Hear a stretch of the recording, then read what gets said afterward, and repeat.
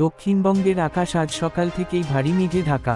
বঙ্গোপসাগরে সৃষ্ট নিম্নচাপ দুর্বল হলেও তার দোসর ঘূর্ণাবর্ত এখনও সক্রিয়ভাবে ছড়িয়ে পড়েছে রাজ্যের বিভিন্ন প্রান্তে।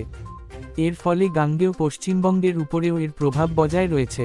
কলকাতা ও পার্শ্ববর্তী অঞ্চল আজও আগামীকাল বজ্রবিদ্যুৎ সহ বৃষ্টির সম্ভাবনা। শহরে 30 থেকে 40 কিলোমিটার বেগে ঝোড়ো হাওয়া বইতে পারে। আবহাওয়াবিদরা দরকার ছাড়া বাইরে না যাওয়ার পরামর্শ দিয়েছেন।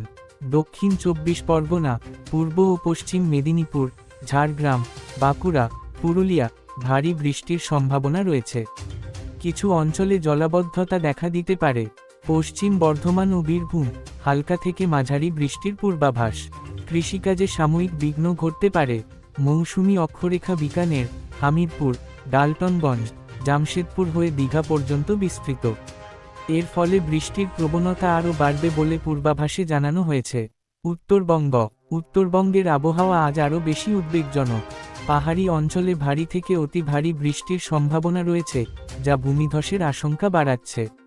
দার্জিলিং, জলপাইগুড়ি, কালিম্পং, আলিপুরদুয়ার প্রবল বর্ষণের পূর্বাভাস। নদীর জলস্তর বাড়তে পারে, ফলে নিচু এলাকায় প্লাবনের সম্ভাবনা। কোচবিহার ও মালদা মাঝারি থেকে ভারী বৃষ্টির সম্ভাবনা।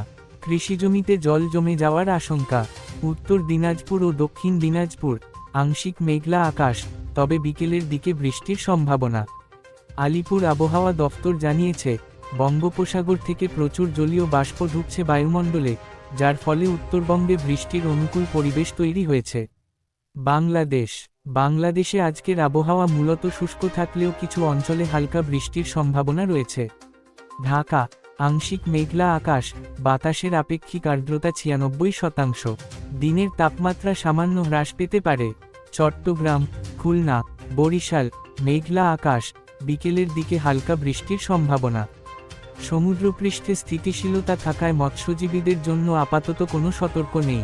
সিলেট ও ময়মনসিংহ দু-এক জায়গায় গুঁড়ি গুঁড়ি বৃষ্টির সম্ভাবনা। নদী অববাহিকায় মাঝারি থেকে ঘন কুয়াশা পড়তে পারে। রাজশাহী ও রংপুর দিনের তাপমাত্রা 1 থেকে 2 ডিগ্রি সেলসিয়াস হ্রাস পেতে পারে। আকাশ মেঘলা থাকবে। বাংলাদেশ আবহাওয়া অধিদফতরের মতে, আগামী 72 ঘন্টা পর্যন্ত এই আবহাওয়া পরিস্থিতি বজায় থাকতে পারে।